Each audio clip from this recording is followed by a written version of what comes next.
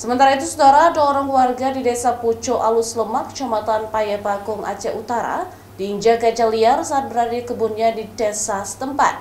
Kejadian ini dilaporkan terjadi pada Kamis petang, sehingga kedua korban terpaksa dilarikan ke Rumah Sakit Umum Cud Mutia, Aceh Utara. Hendak mengusir gajah liar yang terus memasuki perkebunan, 2 warga Desa Pucuk Alus Lemak, Aceh Utara diamuk kawanan gajah. Kejadian itu bermula ketika kedua petani Mukhtarudin dan Bahtiar pulang dari kebun mereka dan kemudian mengusir kawanan gajah liar yang memasuki areal perkebunan.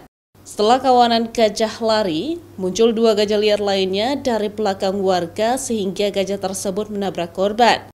Korban pun sempat berlindung di balik pohon, namun gajah liar itu mengamuk hingga korban terjatuh dan diinjak.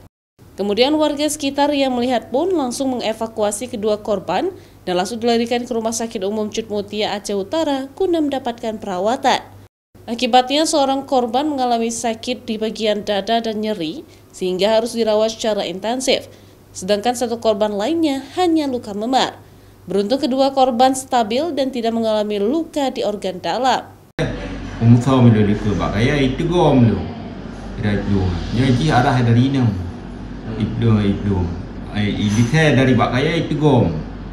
Itu gom lu menawar bahar kena ngabah nyonya hanali ku mau karubah lu rubah dada lintu menang aman igilo juga bak dada igilo lu bak dada igilo lu bak dada ngaki unu ni igilo lu menang nyata tu ku kalau igilo lu itulah alau ni ku ngaki yang kaji hidup ku nang ke.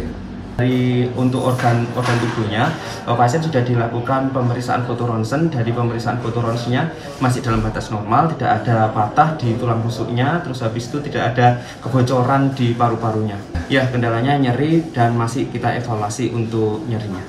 Konflik gajah dan manusia di kawasan Aceh Utara telah berlangsung lama. Akibat kawasan hutan liar, habitatnya semakin sempit karena beralih fungsi menjadi lahan pertanian.